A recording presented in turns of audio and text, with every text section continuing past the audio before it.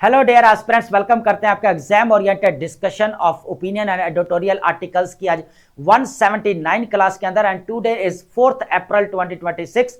I hope all of you are doing great. And as you know very well, हम यहाँ पर daily basis के ऊपर current affair, Pakistan affair, IR और SA के रिलेटेड जितने भी इंपॉर्टेंट ओपिनियन आर्टिकल्स हैं, हमारे एडिटोरियल आर्टिकल्स हैं, उनके हम एक डिटेल्ड और एग्जाम ओरिएंटेड डिस्कशन भी करते हैं, उनका एक एग्जाम ओरिएंटेड एनालिसिस भी करते हैं, जो हमारे सीएसएस और पीएमएस एग्जाम्स के लिए बहुत ज्यादा जरूरी है। Dear aspirants, exam oriented discussion for the whole year रहेगी 2026।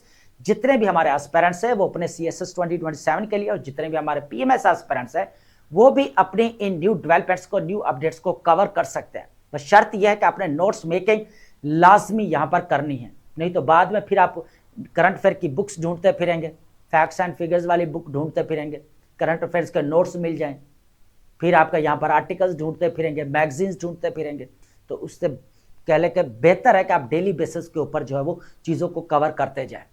और 2026 बहुत इंपॉर्टेंट है, इसके अंदर बहुत सारी न्यू डेवलपमेंट्स हमें देखने को मिल रही है।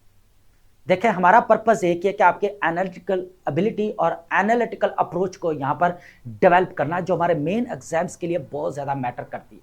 देखिए, हाँ, हमारा एनालिसिस सिर्फ जो है वो रिटन क्वालिफाई करने पर ही जो है वो मैटर नहीं करता, बल्कि हमारे जो है इंटरव्यू के लिए भी मैटर करता है, क्योंकि इंटरव्यू के अंदर आपने डिबेट करनी, कॉन्वर्जेशन करनी विद बैलेंस अप्रोच के साथ। हम बात करते हैं यहाँ पर जो है वो एग्जाम्स की। देखें, आप जो एनालिसिस करते हैं वो आपका एनालिसिस एग्जाम ओरिएंटेड होना चाहिए, बैलेंस अप्रोच के साथ होना चाहिए, ना तो वन साइडेड होना चाहिए, ना इमोशनल बेस्ड होना चाहिए।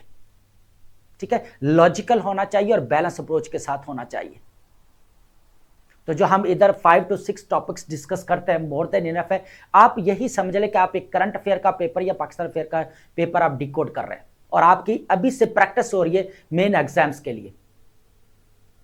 ठीक है, अब एक और चीज भी यहां पर मैं बताना चाहूंगा कि बहुत सारे एस्पिरेंट्स का ये इश्यू आ रहा है कि सर एक टॉपिक हम यहां पर कवर कर रहे हैं, मींस वॉर एंड कॉन्फ्लिक्ट को लेकर। ठीक है, तो अब इसके नोट्स हमारे पास अंबार लग चुके हैं, और जब हम लिखने बैठते हैं तो हमें समझ नहीं आती कि हम चीजें जो है किस तरह ऐड करें।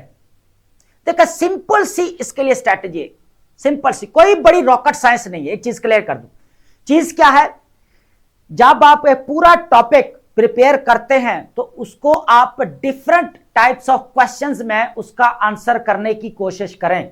एक ही आंसर में सारी चीजें अगर आप सोचते हैं कि पुट कर दूं मैं, तो पुट नहीं होती। आप जितनी नोट्स मेकिंग कर रहे हैं ना, अगर आपके पास यहां पर 10 पेजेस हो चुके हैं, 20 पेजेस हो चुके हैं एक ही टॉपिक के, तब उसमें से आप कह लें कि पूरा जो एक क्वेश्चन आ जाता है रिलेटेड, जो वॉर एंड कॉन्फ्लिक्ट के रिलेटेड, तो पूरी यहां पर इंफॉर्मेशन ऐड नहीं होती। ठीक है, अब जब आप आपके पास 20 टॉपिक्स मींस पेजेस है, सॉरी, अब आप डिफरेंट टाइप्स ऑफ क्वेश्चंस जब कह लें रिलेटेड टू वॉर, ठीक है, जब होंगे तो आप जब आंसर करेंगे तो वो सारी इंफॉर्मेशन थोड़ी थोड़ी कहीं ना कहीं पे क्वेश्चन में जो है वो आ रही होगी। अब आप समझे कि यहां पर कॉजेस पूछ रहा है, तो कॉजेस में आप और सारी भी चीजें बता दें, वो भी बता रहे हैं, वो भी बता रहे हैं, ये नहीं। कॉजेस जो पूछ रहा है वो कॉजेस बताएं। कॉजेस में क्या आ सकता है, यूएस से इजराइल और ईरान की वॉर है, तो आप कॉजेस है, उसके अंदर सबसे पहले तो आप डिस्कशन करें ना, यहां पर पहले तो कॉजेस तो नहीं डिस्कस करेंगे, पहले थोड़ा सा उसका ओवरव्यू देंगे कि बेसिकली चल क्या रहा है। वही एक इजराइल और ईरान था जो हमें यहां पर जो है वो क्लोज रिलेशन में भी देखने मिला ना, बिफोर इरानियन रेवोल्यूशन 1979 के अंदर। तो अब ये देखिए, अब ये होता है स्टेटमेंट मोल्ड करके लिखना आपके ऊपर डिपेंड करता है। समटाइम जो होता है ना, वो कह लें कि हमें एज ए रेफरेंस देना पड़ता है पॉइंट को, कभी हमें जो है वो एज ए सब हेडिंग लिखनी पड़ती है, कभी हमें मेन हेडर भी बनाना पड़ता है टॉपिक का। ठीक है, कभी हमें जो है मेन टॉपिक ही पूरा जो है डिकोड करना होता है। ये चीज है, अब डिपेंड करता है कि आप एक स्टेटमेंट के अंदर पैराग्राफ लिख रहे, कहीं पे भी आप रेफरेंस दे देते हैं उस चीज का। ठीक है, तो ये टेक्निक होती है लिखने की। ठीक है, उसके बाद क्या है कि आप कॉजेस बता रहे हैं, तो देखें आप कॉजेस क्या है, यूएसए के इंटरेस्ट क्या है यहां पर ईरान के अंदर, सीधे बताएं यहां पर भाई कॉजेस क्या है, सारी बताएं। हिस्टोरिकली थोड़ा सा उसको रिलेट करके बताते जाएं। अब हिस्टोरिकल बैकग्राउंड लिखना नहीं शुरू कर देंगे, लेकिन बताते जाएंगे कि मामला अभी से नहीं चल रहा, मामला यहां पर पुराने से चल रहा है। तो अब आप ये चीज लिखेंगे स्टेटमेंट को मोल्ड करके, तो आपने बैकग्राउंड भी बता दिया और हिस्टोरिकल बैकग्राउंड पूरा बताने से भी बच गए, रिलेट कर दिया पूरा इस पूरे जो है यहां पर सिनेरियो को। अब यहां पर इजराइल वाला मामला है, तो भाई उसका जो है एक्सपेंशन वाला मामला है भाई, वो ग्रेटर इजराइल की बात करता है। ये ऑलरेडी आप वेस्ट बैंक के अंदर देख लें, पैलेस्टाइन के अंदर देखें तो आपको नजर आएगा कि उसके क्या इंटरेस्ट है। अगर उसको रीजन के अंदर सबसे बड़ा थ्रेट अगर देखने को मिलता है तो वो तो है उसके लिए ईरान है, तो ईरान वो बोलता है कि भाई हेजेमनी है उसकी। तो इस तरह जो है इनका आपस में जो है ये सारी चीजें हमें कनेक्ट करनी पड़ती है। फिर आप कॉजेज बताएंगे, कॉजेज के इंप्लीकेशन वगैरह सारी चीजें यहां पर ऐड होती जाएंगी। इंप्लीकेशन वगैरह आप जब ऐड करते हैं, देखिए पहले तो वो पूछेगा नहीं कि आप जस्ट कॉजेज बताएं, ठीक है, पूरा क्वेश्चन ही दे देगा, आपको उसके डिकोड करना पड़ेगा, फिर आपको इन केस ऑफ पाकिस्तान भी लिखना पड़ेगा। अब बहुत सारी चीजें कि आपके ऊपर डिपेंड करता है, क्वेश्चन के ऊपर डिपेंड करता है कि वो क्या मांग रहा है, उसको क्या जवाब देना चाहिए। क्या पूरा जो हमने टॉपिक प्रिपेयर करा सारी इंफॉर्मेशन पुट करनी पड़ेगी या थोड़ी सी पुट करनी पड़ेगी या हाफ पुट करनी पड़ेगी, ये डिपेंड करता है हमारे क्वेश्चंस के ऊपर। इसलिए बोलता हूं कि एक ही अगर वार है उसके रिलेटेड बहुत सारे क्वेश्चंस अटेम्प्ट करें, 5 to 10 क्वेश्चंस अटेम्प्ट करें। जो आपने इन्फो लिखी हुई है ना, मटेरियल जो आपने कलेक्ट किया हुआ डाटा, वो सारा कहीं ना कहीं पे पुट हो जाएगा, इससे आपकी प्रैक्टिस होगी। अब आप परेशान है कि सर अभी हमने टॉपिक प्रिपेयर कर लिया, अब समझ नहीं आ रही, यहां पर मटेरियल ऐड नहीं हो रहा, हम क्या करें। यहां पर देखें, मैं पहले भी कह रहा हूं, practice makes a man perfect.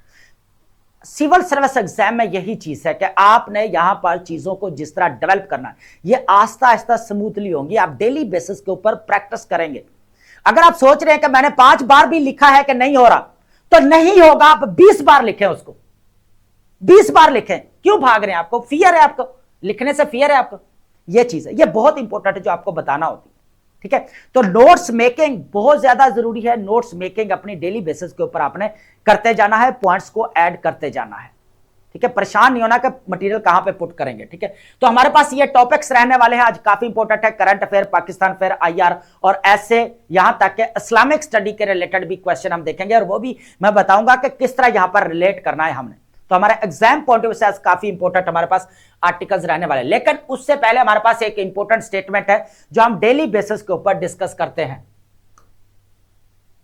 देखिए, एक चीज तो मैं डेली बेसिस के ऊपर आपको बता ही रहा हूं, फिलोसफिकल और लिटरेरी स्टेटमेंट आप जो है वो डिकोड किया करें, लाजमी है। अब बहुत सारे स्टूडेंट्स हैं वो जो हमारे रेगुलर हैं, जो अपने यहां पर नोट्स मेकिंग कर रहे हैं, जो यहां पर देख रहे हैं लेक्चर्स को। देखें, हमें भी ऑकवर्ड लगता है थोड़ा चीजें बार बार बताना, ठीक है। तो होता क्या है कि इसलिए बताना पड़ता है कि जो न्यू एस्पिरेंट्स हमारे साथ एंगेज हो रहे हैं, ठीक है, अटैचमेंट हो रही है उनकी, तो उनको चीजें बताना पड़ती हैं। नहीं तो उनको लगता है कि सर ने तो कुछ भी नहीं बताया, यहां पर तो सारे स्किप हो गए। देखिए, चीजें हम यहां पर हर लेक्चर के अंदर दोबारा एक ही चीज बार बार नहीं बता सकते।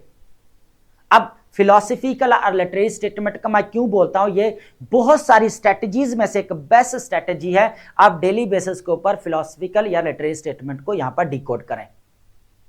आप चाहे ऐसे के पेपर के अंदर आपका इंटरेस्ट नहीं है लिटरेरी स्टेटमेंट को डिकोड करना या उसको अटेम्प्ट करना या उसके ऊपर ऐसे लिखना, एटलीस्ट अपनी ब्रेनस्टॉर्मिंग के लिए तो करें, आइडियाज जल्दी पिक करने के लिए तो करें। अब आप बोलेंगे 5 आप लिटरेरी स्टेटमेंट करने के बाद आप बोलेंगे सर मैंने तो पिक ही नहीं हो रही चीजें। लिटरेरी स्टेटमेंट इतनी करें, फिलोसफिकल स्टेटमेंट डेली बेसिस के ऊपर 30 डेज में आप जब 30 लिटरेरी स्टेटमेंट करेंगे तो आपका डाटा सारा रिपीट होना शुरू हो जाएगा। क्या होगा? यहां पर डाटा सारा रिपीट होना शुरू हो जाएगा, क्योंकि आप फिलोसफर यहां पर पिक कर रहे होते हैं एग्जांपल्स, लिटरेचर से कर रहे होते हैं, रिलीजन से कर रहे होते हैं, साइंस एंड डिस्कवरीज है, ये जहां से भी आपका दिल चल रहा है, इंडिविजुअल लेवल के कोई है तो वहां से आप कोई पिक कर रहे हैं, ठीक है। तो इस तरह जो है आपके पास अगर एक मंथ अगर प्रैक्टिस करते हैं डेली बेसिस के ऊपर, आइडियाज को पिक करने की कोशिश करते हैं, तो आपका मामला जो है वो ठीक हो जाएगा। अब यहाँ पर राइटिंग स्किल का बड़ा इंपॉर्टेंट रोल है। देखें, जब आपकी ब्रेनस्टॉर्मिंग फास्ट होगी, जब जितना तेज आपका दिमाग काम करेगा ना, आइडियाज पिक करेगा ब्रेनस्टॉर्मिंग, तो हाथ भी ऑटोमेटिकली जो है वो उतनी ही स्पीड से ज्यादा लिखेगा। That's it. अब बात करते हैं हमारे इंपॉर्टेंट जो है स्टेटमेंट की, मार्टिन लूथर। अब मार्टिन लूथर जो है हमारे पास कह लें कि सिविल, हमें यहां पर जो एक्टिविस्ट भी देखने को मिलते हैं। देखें, इसके बारे में थोड़ा बताइए कि ये कौन है और कहां से है। चले, अमेरिकन है, इतना बता देता हूं, बाकी इसके बारे में 3 से 4 लाइन में बताएं कि इसका क्या जो है वो किसकी वजह से जो है इसको जो है वो ज्यादा आजकल जो है वो याद रखा जा रहा है, ठीक है, ऐसे ही मान लें। आपने बताना है 4 to 5 लाइन्स, पता चले कि आपकी एंगेजमेंट कितनी है। ठीक है, हमारे लिए एक स्टूडेंट भी अगर है यहां पर तो मोर देन इनफ है, सीरियस कैंडिडेट्स की जरूरत है। ठीक है, तो अब सबसे पहले वो कहता है क्या कि इसको अंडरस्टैंड करता है, वो कहता है if man hasn't discovered something that he will die for. अगर कोई भी इंसान जिंदगी विदाउट पर्पस के गुजार देता है, वो कोई भी डिस्कवरी जो है वो नहीं मिलती, कुछ भी वो डिस्कवर नहीं करता लाइफ के अंदर, तो उसके लिए बेहतर है कि वो मर जाए, जिंदा रहने का क्या फायदा। ठीक है, यही चीज है कि वो कहता है कि ही इजंट फिट टू लिव, वो जिंदा रहने के काबिल नहीं है। विदाउट पर्पस, आप बताएं जिंदगी के अंदर किसी की भी लाइफ जो है ना विदाउट पर्पस के नहीं गुजरी, हर किसी का पर्पस है, हर किसी का एम है।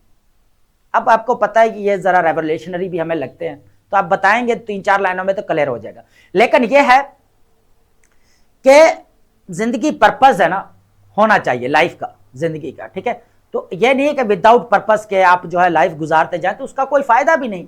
देखिए अब हम बात करते हैं एस्पिरेंट्स की। हमारा एक पर्पस है कि हमने सिविल सर्विस एग्जाम क्रैक करना है, हमने सीएसपी बनना है, अच्छे से एग्जाम देना है और अपने यहां पर लाइफ को सेट करना। ठीक है, पर्पस है ना, तो उसके लिए हम क्या कर रहे हैं, यहां पर डू एंड डाई वाली सिचुएशन। हमारा जो है ना सिविल सर्विस एग्जाम सीएससी या पीएम, हमारा भी कह ले कि कोई वॉर से कम नहीं है। उसकी वजह यह कि हम हर चीज अपनी दांव पर लगाकर बैठे हुए, आज के दौर में लगाकर बैठे हुए। आपका टाइम, पैसा, खाना पीना, सोना, हर चीज, सबसे इंपॉर्टेंट चीज है टाइम जो आप दे रहे हैं यहां पर। तो टाइम की कदर करें, टाइम वेस्ट मत करें। ठीक है, ये इंपॉर्टेंट चीज है। आपने पर्पस बना लिया, एम बना लिया क्रैक करने का, तो उसके लिए डट जाएं बस।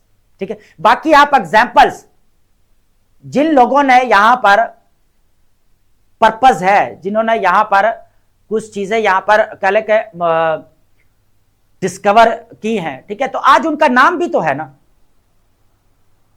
उनकी थेरीज देखने को मिल रही है, उनकी सारी चीजें आज लिटरेचर भरा पड़ा है, वही पढ़ने को मिल रहा है सारा। ठीक है, तो पर्पस है लाइफ जो है ना, कोई न कोई पर्पस, मकसद होना चाहिए लाइफ का कि इस तरह जो है मैंने चीजों को लेकर चलना है। ठीक है, तो आई होप आपने इसको अंडरस्टैंड किया होगा। अब हम चलते हैं हमारे आर्टिकल्स की तरफ। इंपॉर्टेंट ओपिनियन आर्टिकल्स हैं जो डेली बेसिस के ऊपर भी होते हैं, जो हमारे current affair, Pakistan affair, IR और ऐसे के पेपर के पॉइंट ऑफ व्यू से काफी इंपॉर्टेंट है। ठीक है, सबसे पहले हम देखेंगे यहां पर, देखें important topics for CSS and PMS exam, current affairs, IR and Pakistan affair and as well as for ऐसे, उसके बाद इस्लामिक स्टडी, ये सारे हमारे पास रहेंगे।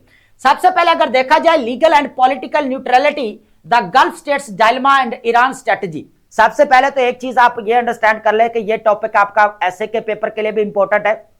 अब ऐसे के पेपर के लिए कैसे इंपॉर्टेंट है ये भी आगे डिस्कस करते जाएंगे। उसके बाद आपका करंट अफेयर के लिए भी, पाकिस्तान अफेयर के लिए, यहां तक कि आपका आईआर, उसके लिए भी इंपॉर्टेंट टॉपिक है। इस चीज को यहां पर अंडरस्टैंड करेंगे। देखिए सबसे पहले तो legal and political neutrality, law of neutrality और टारगेट सिलेक्शंस ऑलरेडी हम पढ़ चुके हैं, जो डेली बेसिस के ऊपर चीजें कवर कर रहे हैं, नोट्स मेकिंग कर रहे हैं, उनको पता है। देखिए अगर आप दोबारा, अगर आपको चीजें आ रही हैं तो आप ये समझ रहे कि आपको चीजें रिवाइज हो रही हैं, दोबारा उसके बेहतर तरीके से आप उसको समझ पाएंगे। ठीक है, तो ये इसको बात समझा करें कि सर आप चीजें ये रिपीट हो रही है बार बार, इसलिए थोड़ा रिलेट करना पड़ती है चीजें, क्योंकि टॉपिक वही चल रहे हैं हमारे पास। तो अभी गल्फ स्टेट्स के यहां पर देखना कि किस तरह डायलेमा में है। तो एक तरफ तो लॉ ऑफ न्यूट्रलिटी क्या कहती है, दूसरी तरफ यहां पर पॉलिटिकल न्यूट्रलिटी क्या कहती है ना। एक तरफ तो अगर देखा जाए तो आज तक जो है वो कह ले कि गल्फ स्टेट्स के ऊपर जो लॉ ऑफ न्यूट्रलिटी को सामने रखते हुए जिस तरह अटैक हुए, तो अब गल्फ स्टेट्स ने तो अभी तक कोई अटैक नहीं किया, रिटेलिएट नहीं किया। इसका मतलब है कि गल्फ स्टेट्स न्यूट्रल स्टेट्स है। जबकि दूसरी तरफ अगर लॉ ऑफ न्यूट्रलिटी देखा जाए तो यहां पर यूएसए मिलिट्री बेसेस भी देखने को मिलती है। बाकी आगे डिस्कशन इसकी करते हैं। ठीक है, तो ये इंपॉर्टेंट है हमारा। नेक्स्ट अगर देखा जाए costly Reliance, the Iran war, unmasking artificial intelligence की बात की जा रही, प्रेडिक्टिव फेलियर्स। देखें वॉर एंड कॉन्फ्लिक्ट से रिलेटेड है दोनों टॉपिक। एक यहां पर आर्गुमेंट एक एक ही बनेगा, दोनों आप पिक कर सकते हैं। अभी इसके ऊपर पूरा कंप्लीट टॉपिक नहीं आ सकता। अब यहां पर जो चीजें जो है वॉर के रिलेटेड अगर क्वेश्चन आता है तो वहां पर आपको अटेम्प्ट करने पड़ेंगे। ठीक है, अब यहां पर परेशान नहीं होना कि एआई का। अब देखें एआई का टॉपिक आपका कहां पे आ सकता है, ऐसे के अंदर आ सकता है, सीए के पेपर के अंदर, पाकिस्तान अफेयर के अंदर आ सकता है, पीए के अंदर, उसके बाद आईआर के अंदर आपका आ सकता है, यहां तक के आपका इस्लामिक स्टडी के अंदर भी आपको आ सकता है। अब आइए देखें यहां पर मैटर करता है कि आप लिखते कैसे हैं, आप किस तरह जो है ना क्वेश्चंस का अटेम्प्ट करते हैं। इस्लामिक स्टडी के अंदर किस तरह आ सकता है, यहां पर सर आप तो जो है इरेलेवेंट चीजें डिस्कस कर रहे हैं, भाई ऐसा नहीं है। बात सुने आप, आर्टिफिशियल इंटेलिजेंस का अगर यहां पर मॉडर्न एरा के अंदर बहुत इंपॉर्टेंट रोल है कि जिस तरह यहां पर वॉर एंड कॉन्फ्लिक्ट देखने को मिल रही है, तो इस्लामिक स्टडी के अंदर अगर वो क्वेश्चन यहां पर रिलेट करके दे देता है, फॉर एग्जांपल इस्लामोफोबिया के रिलेटेड इस्लामिक स्टडी के अंदर पेपर दे देता है क्वेश्चन, तो क्या आर्टिफिशियल इंटेलिजेंस का जो है वो कोई रोल नहीं है इस्लामोफोबिया के अंदर? अब आप बताएं यहां पर। तो आर्टिफिशियल इंटेलिजेंस को देखें, कहीं ना कहीं पे हमें फिट करना पड़ता है, कहीं पे एक लाइन में बताना पड़ता है, कहीं पे 2 लाइन में, कहीं पे सब हेडिंग, कहीं पे मेन हेडर, कहीं पे आपका पूरा टॉपिक, ये चीजें। तो ये हमारा ऐसे के पेपर के लिए भी इंपॉर्टेंट रहेगा। थ्रेट ऑफ आर्टिफिशियल इंटेलिजेंस क्या हो सकते हैं, और आर्टिफिशियल इंटेलिजेंस जो एआई वॉरफेयर हमें देखने को मिल रही है, कह लें कि यहाँ पर रशिया, यूक्रेन, इंडिया, पाकिस्तान, अब ये मिडिल ईस्ट वाला मामला, तो ये सारी चीजें इसकी भी डिस्कशन करने वाले हैं, यहां पर काफी इंपॉर्टेंट डिस्कशन रहने वाली। थर्ड हमारे पास है यहां पर education paradox, redefining educational priorities in Pakistan. यहां पर 3 चीजें बताऊंगा, फिर आगे पूरा एनालिसिस यहां पर करने वाले हैं। 3 चीजें हम बोलते हैं ना यहां पर, यार चीजें याद कर लें, क्या बोलते हैं उर्दू में, क्या बोलते हैं, चीजें याद कर लो। इंग्लिश में क्या बोलते हैं, चीजों को मेमोराइज कर लो या मेमोराइजेशन, और पंजाबी में तो स्ट्रेट फॉरवर्ड रट्टा लगा लो भाई।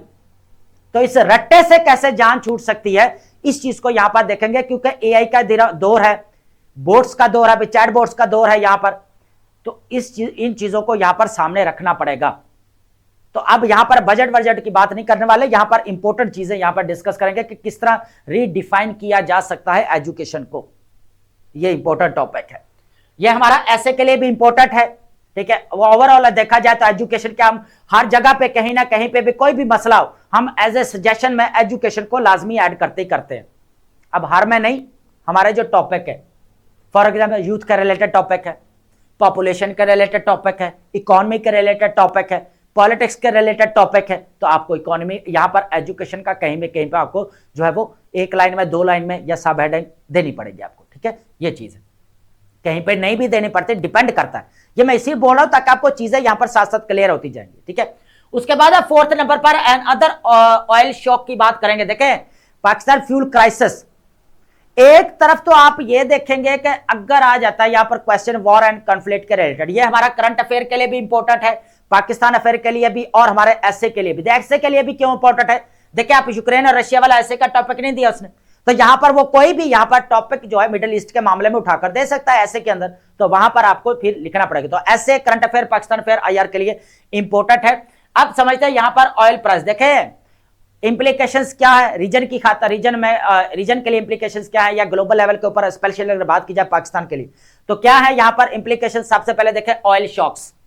अब ऑयल शॉक से गुजारा नहीं होता, ऑयल शॉक्स के आगे फर्दर क्या नेगेटिव इंपैक्ट्स है, उसके क्या इंप्लीकेशन है, इसको भी बताना पड़ेगा। सबसे पहले अगर देखें ऑयल यहां पर जब यहां पर शॉक्स होगा तो सबसे प्रॉब्लम क्या है यहां पर, एनर्जी क्राइसिस, और भी बहुत सारे एग्जांपल, मैंने जस्ट एक एग्जांपल दी है छोटी सी, ठीक है। उसके बाद आपके इन्फ्लेशन, यहां पर महंगाई बढ़ जाएगी, ठीक है, ट्रेड डेफिसिट बढ़ जाएगा क्योंकि आपको तेल महंगा मिल रहा है, इंश्योरेंस कॉस्ट बढ़ चुकी है यहां पर वॉर की वजह से, तो ये बहुत सारी चीजें हैं। तो यहां पर देखेंगे कि ऑयल शॉक्स के नेगेटिव इंपैक्ट क्या पड़ रहे हैं। अभी 55 रुपीज को बढ़ाया गया, फिर यहां पर 80 रुपीज को विद इन 24 आवर्स कम किया गया, $129 बिलियन यहां पर कॉस्ट पड़ी है, ठीक है, प्रीवियस डेज में, ठीक है, इसको भी ऐड करेंगे।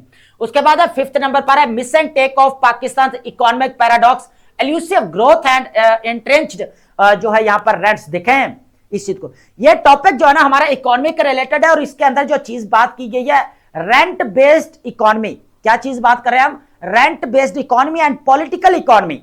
जिसने आईआर पढ़ा हुआ है ना अच्छी तरह, उसको पता है कि इंटरनेशनल पॉलिटिकल इकोनॉमी क्या है, और अगर हम बात करें यहां पर पॉलिटिकल इकोनॉमी की, उसको अंडरस्टैंड करने की कोशिश करेंगे। देखे थोड़ा सा बता दूं कि यहां पर जो आगे जाने का दिल नहीं करता है, यहां पर जो है ना पूरा लेक्चर आपको दे दे, पर यह है कि आगे चीजें भी तो डिस्कस करनी है ना, आउटलाइंस वगैरह आपने बनानी है, बुलेट पॉइंट्स वगैरह ऐड करने हैं, ठीक है। अब देखिए यहां पर क्या है कि चीज मैं बताने वाला था यहां पर जो है ना वो कह लें रेंट बेस्ड इकोनॉमी है, तो पॉलिटिकल इकोनॉमी की बात कर रहे थे हम, तो पॉलिटिकल इकोनॉमी बहुत ज्यादा इंपॉर्टेंट है, इसके बारे में यहां पर अंडरस्टैंड करेंगे। देखें अब जो है चीज जो बताने वाला था कि इकोनॉमिक स्ट्रक्चरली रिफॉर्म्स जो है वो जरूरी है, लेकिन उससे ज्यादा यहां पर जो है वो पॉलिटिकल इकोनॉमी भी मैटर करती है जो है यहां पर, ठीक है। खाली यहां पर जो है ना टेक्निकल चेंज जो है वो फर्क नहीं पड़ता, बल्कि पॉलिटिकल चेंज भी आना पड़ेगा, लाना पड़ेगा, ये भी इंपॉर्टेंट चीज है। तो ये इंपॉर्टेंट है रेंट बेस्ड इकोनॉमी क्या है। लास्ट सबसे इंपॉर्टेंट है डेमोक्रेसी किल्स, डेमोक्रेसी के ऊपर मेरे लेक्चर्स जो है ना वो पड़े हुए हैं, जो ऐसे कहना मैंने डिकोड किया हुआ, आपके पूरे बेसिक कवर हो जाएंगे यहां पर कि डेमोक्रेसी है क्या। ये इंटरनल कंट्राडिक्शन पे हम इसके डिस्कशन करने वाले। इंटरनल कंट्राडिक्शन क्या होता है इसको भी मैं समझाऊंगा लास्ट में। तो उसने कहा है कि यहां पर जो बुर्किना फासो के जो यहां पर प्रेसिडेंट है, मिलिट्री लीडर है, कौन है यहां पर, इब्राहिम ट्रारे, ठीक है, वो कह रहे हैं यहां पर के बेसिकली आप डेमोक्रेसी को भूल जाओ, डेमोक्रेसी हमारी नहीं है। और यहां पर मैं बुक का रेफरेंस दूंगा, यहां पर हिटमैन की आप बुक पढ़ें, आपको पता चल जाएगा कि यहां पर डेमोक्रेसी का मॉडल कहां पर अडॉप्ट करना चाहिए, कराना चाहिए, तो क्या हो सकता है, तो उसके एडवांटेजेस वगैरह ये सारी चीजें हैं उसके अंदर, ठीक है। तो कहीं पे अगर आपका राज नहीं चल रहा तो डेमोक्रेटिक मॉडल यहां पर जो है वो अडॉप्ट कर। यहां पर एक फिलोसफर है, एंशिएंट फिलोसफर, उन्होंने क्या क्या क्या यहां पर उन्होंने कहा कि भाई डेमोक्रेसी का जो रिलेटेड उन्होंने बोला कि किसने यहां पर बोला कि डेमोक्रेसी जो है ना एक फेलियर सिस्टम है। आप ये बताएंगे लाजमी, कमेंट के अंदर बता दें, हमारी इंफॉर्मेशन के लिए बता दें। देखें, हमारा पर्पज है आपको एंगेज करना, ताकि हमें पता चले कि एटलीस्ट हमें इतने स्टूडेंट्स, इतने एस्पिरेंट्स देख लें, तो हमें मोटिवेशन मिले कि हमें इतने स्टूडेंट्स देख रहे हैं, हम इन लोगों को, इन एस्पिरेंट्स को और ज्यादा चीजें प्रोवाइड करें। पर्पज एक ही होता है। बाकी चीजें मैं पहले भी कह चुका हूं कि पाकिस्तानी आरपीएम पे हमें कोई पैसे नहीं मिल रहे, कोई फायदा नहीं हो रहा इसका हमें, एक चीज तो मैं पहले बता दूं, ठीक है, जितनी हमारी यहां पर मेहनत हो रही है इसके ऊपर। वोकैबुलरी की बात करेंगे, देखिए वोकैब के एडवांटेजेस क्या हो सकते हैं, मैं डेली बेसिस को, अगर आपकी वोकैब अच्छी है, डेली बेसिस के ऊपर मैं चीज बताता हूं। वोकैब बैंक बनाए, उसकी वजह क्या है कि मेन एग्जाम के अंदर आप टॉपिक के रिलेटेड, जब आपके पास वोकैब अच्छी है, वोकैब अच्छी का मतलब हाई फ्रीक्वेंसी वर्ड्स की जरूरत नहीं है, वोकैब जो होनी चाहिए, जो हम एकेडमिकली उसको यूज कर सके, बेसिकली कहने का मतलब ये टॉपिक रिलेटेड आप वर्ड्स, जॉर्गन्स, टर्मिनोलॉजीज आप इजीली जो है वो यूज कर सकते हैं अगर आपके पास वोकैब है। उस एक्सप्रेशन भी आपका ठीक हो जाएगा, रेपिटेशन वाला मामला ठीक हो जाएगा, मोल्ड करके स्टेटमेंट का जो बोला जाता है वो भी ठीक हो जाएगी। तो वोकैब इंपॉर्टेंट है, वोकैब अपनी अच्छी करें। सबसे पहले हमारे पास टॉपिक रहने वाला है legal and versus political neutrality, इसको अंडरस्टैंड करने की कोशिश करेंगे। देखिए इसके अंदर हमारे पास है पॉइंट्स रहेंगे 6, ठीक है, 6 पॉइंट्स का मैं यहां पर ओवरव्यू देता जाता हूं ताकि आपके चीजें यहां पर समझ में आ जाएंगी, ठीक है।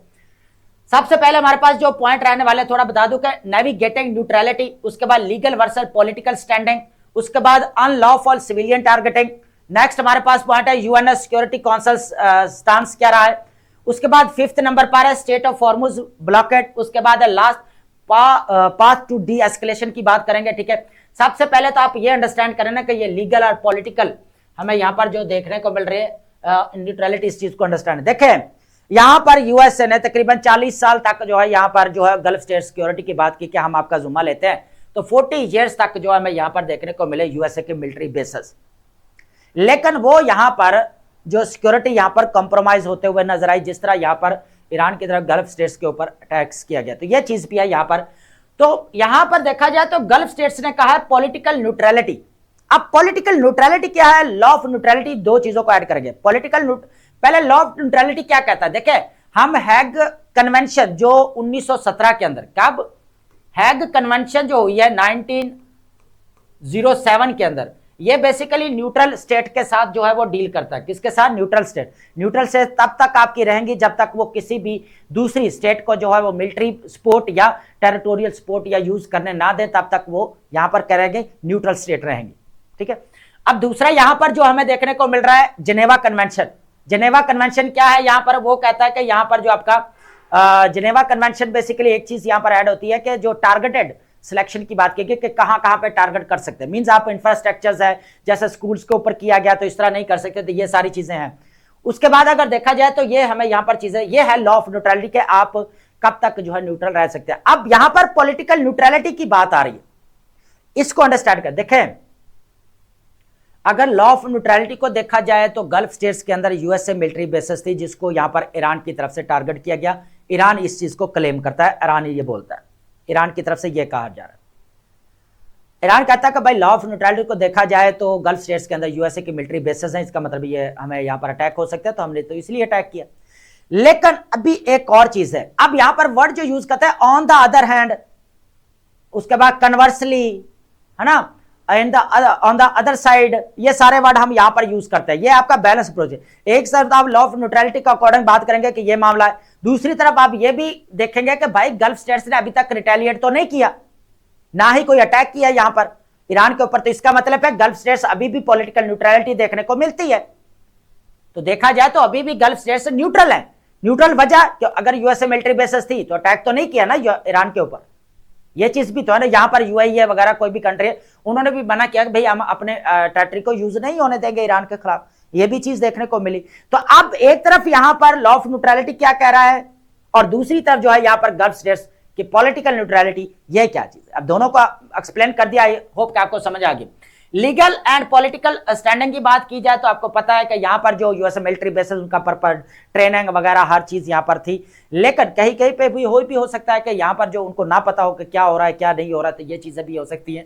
ठीक है, gulf states actively opposed attacks on Iran, ठीक है, demonstrating there political neutrality despite potential legal implications of hosting USA forces. ठीक है, अनलॉफुल सिविलियन टारगेट्स की बात की जाए तो आपको पता है स्कूल्स के ऊपर भी, इंफ्रास्ट्रक्चर्स के ऊपर, यहां पर तनसीबात के ऊपर जो वो अटैक किया गया। जो यहां पर अगर देखा जाए टारगेटेड सिलेक्शन की लॉ की बात की जाए यहां पर जिनेवा कन्वेंशन की, तो उसके अकॉर्डिंग जो है वो ठीक नहीं है, वो यहां पर जो है वो नहीं होने चाहिए। तो ये चीज देखने को मिल रही है। अब यूएनओ सिक्योरिटी काउंसिल पे यहां पर स्टांस लिया, जो रेजोल्यूशन पेश की गई 2817, उसने क्या किया यहां पर जो क्रिटिसाइज किया बेसिकली ईरान ने जो टारगेट्स किए, ठीक है, गल्फ स्टेट्स के ऊपर। हालांकि reinforcing the critical principles that civilians and their infrastructures are protected from the attack during the conflict। अब ये भी चीज भी कही जाती है, लेकिन कंडेम किया गया यहां पर। लेकिन दूसरी तरफ ईरान की तरफ से यही कहा जा रहा है कि भाई इसके अंदर तो यूएसए मिलिट्री बेसिस थी, ये तो फ्यूचर के अंदर अटैक कर सकते थे, तो इसकी वजह से हमने यहां पर अटैक किया। एक चीज तो ये। अब बात करते हैं हमारे पास है लास्ट, देखें बाकी भी फिर आपको पता है such actions also violate Islamic war for principles. ठीक है, तो अब ये देखना है कि ये है पॉलिटिकल न्यूट्रलिटी और लीगल न्यूट्रलिटी जो हमें यहां पर देखने को मिली। ठीक है, ऑलरेडी हम प्रीवियस लेक्चर्स में डिस्कस स्टेट ऑफ हॉर्मुज की बात करेंगे, ये इंपॉर्टेंट पॉइंट है, ये आगे हम ऐड करने वाले। ये 3000 मर्चेंट वेसल्स जो है अभी यहां पर जो होल्ड हो चुके हैं स्टेट ऑफ हॉर्मुज के अंदर। उसके अलावा अगर 20,000 यहाँ पर सी फायरर्स हमें देखने को मिल रहे हैं, फूड की कमी, उसके बाद वाटर इश्यू जो है देखने को मिल रहा है। उसके बाद एस्केलेशन की बात की जाए तो पाकिस्तान यहाँ पर पूरे डी एस्केलेशन की बात कर रहा है, यहाँ पर टर्की, इजिप्ट, उसके बाद सऊदी अरेबिया, जितने भी यहाँ पर चाइना भी इस चीज़ को सपोर्ट कर रहा है, मेडिएशन जो है वो होनी चाहिए। और उसके बाद यूरोप यही कह रहा है कि मेडिएशन यहाँ पर होनी चाहिए। तो अभी जो है इस चीज़ के ऊपर देखना है कि क्या बनता है कि 6 अप्रैल तक जो यहाँ पर जो हमें यहाँ पर चीज़ देखने को मिल रही है कि अभी अटैक्स को रोका गया। नेक्स्ट क्या होता है फिर, तो लेकिन ये है कि हमारे ये करंट अफेयर के लिए और पाकिस्तान अफेयर के लिए काफ़ी इंपॉर्टेंट। उसकी रीज़न क्या है, देखिए ये वॉर के रिलेटेड हमारा टॉपिक है और इसके अंदर जो चीज़ कही गया है लीगल एंड पॉलिटिकल न्यूट्रलिटी, ये बहुत इंपॉर्टेंट चीज़ है। इसको अगर आप साथ में मेंशन कर देंगे ना कहीं पे सब हेडिंग देकर, ठीक है, या कहीं पैराग्राफ के अंदर भी अगर मेंशन कर देंगे तो आपका यहाँ पर जो है वो जो आंसर की वर्थ है वो यहाँ पर बढ़ जाएगी। ठीक है, अब बात करते हैं यहाँ पर कोस्टली रिलायंस की बात करते हैं। देखें इसके अंदर हमारे पास जो पॉइंट्स रहने वाले हैं दोस्तों, ये हमारे पास 6 पॉइंट्स हैं, इसके 1 बाय 1 जो है डिस्कस कर लेते हैं एआई का। देखें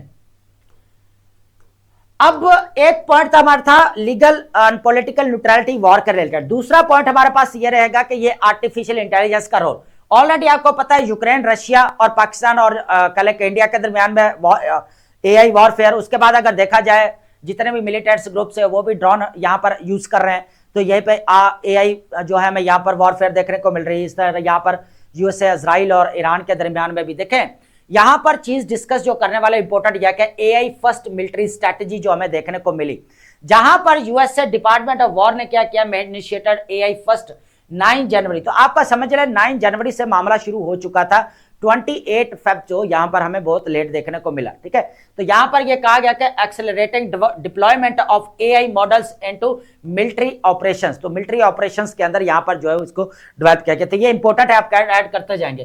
कंट्रोवर्सी एंड रिस्ट्रिक्शंस की बात करेंगे। देखें यहां पर एंथ्रोपिक जो यहां पर एआई कंपनी है, यहां पर कहा गया, उसको बोला गया कि भाई आप पूरा सिस्टम जो है यहां पर जो है ना देखा जाए जितने ऑपरेशंस वगैरह है पूरा जो है आप एआई जो है इसके अंदर डिप्लॉय करें।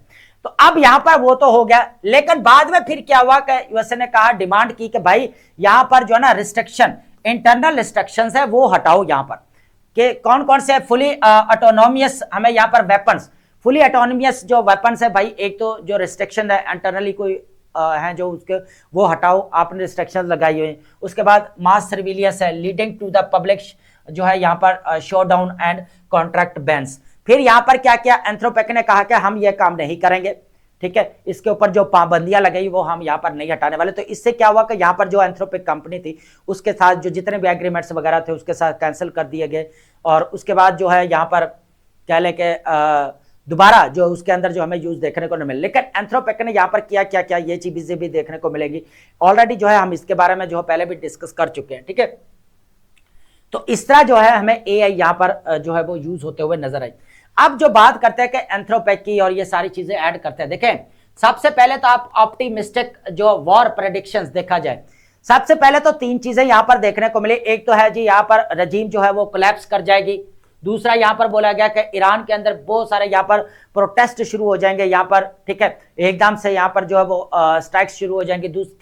थर्ड अगर देखा जाए तो no state of Hormuz closure, तो यहां पर जो स्टेट ऑफ हॉर्मुज है वो यहां पर बंद नहीं होगी। तो ये चीजें यहां पर एआई के जरिए जो है यहां पर देखने को मिली, ये सारी प्रेडिक्शंस आप समझ लेंगे यहां पर, ठीक है। And conflict lasting only days, ठीक है, these projections favoured aggressive confrontation, और इस चीज ने फर्दर जो है यहां पर जो है वो कन्फ्रंटेशन को बढ़ाया। देखिए एक चीज अंडरस्टैंड करनी पड़ेगी, एआई सिकोफेंसी, एआई सिकोफेंसी को अंडरस्टैंड करना पड़ेगा, ये क्या हमें फिनोमेनन देखने को मिल रहा है। देखो एआई सिकोफेंसी का मतलब होता है कि जब सिकोफेंसी का मतलब क्या है, इसका मतलब चापलूसी करना, खुशामद करना, कि एआई क्या करता है कि ह्यूमन बीइंग की क्या करता है यहां पर चापलूसी करता है, उसके अकॉर्डिंग उसको रिजल्ट देता है जो वो चाहता है। तो ये चीज बेसिकली कही जा रही है। देखा यहां पर the predictive failures is attributed the AI sycophancy the tendency, जिस तरह यहां पर हमें देखने को मिल रही, रजीम बार बार बोला गया कि रजीम चेंज हो जाएगी। अब ईरान अभी यूएसए की तरफ से अभी तो नहीं बोला है, बहुत पहले से बोला जा रहा है कि भाई यहां पर रजीम चेंज हो जाएगी, न्यूक्लियर कैपेबिलिटीज को नहीं बढ़ा सकते। तो अब ये बार बार जब एआई के ऊपर यूज होगा तो एआई क्या करेगी, उसी इंफॉर्मेशन को क्या करेगी, बार बार आगे पुट करती रहेगी, ठीक है। तो ये चीज बेसिकली देखी जा रही है। Tendency of large language models to echo user preferences, ठीक है, उसके मुताबिक बहुत ज्यादा यहां पर जब हमें गूंज करते हुए नजर आते वही दोबारा रिजल्ट देते रहते हैं, ठीक है। तो produce a confident but flawed predictions, ठीक है, when evidence suggest otherwise a warning Anthropic had previously issued. तो ये चीज भी यहां दोबारा देखने को मिली। अब क्या है कि यहां पर एआई परसुएसिव इंफॉर्मेशन वही है कि यहां पर जो है वो कह लें कि जो हमें फर्स्ट यहां पर इंटीग्रेटेड की गई यहां पर यूएसए मिलिट्री स्ट्रेटजीज है ना, तो एआई को जो ऑपरेशंस के अंदर यूज किया गया, तो बाद में फिर ये एंथ्रोपिक वाला ये इशू बना और रिस्ट्रिक्शंस और कंट्रोवर्सी, जिसकी वजह से सारा मामला यहाँ पर जो हमें अलग देखने को मिला।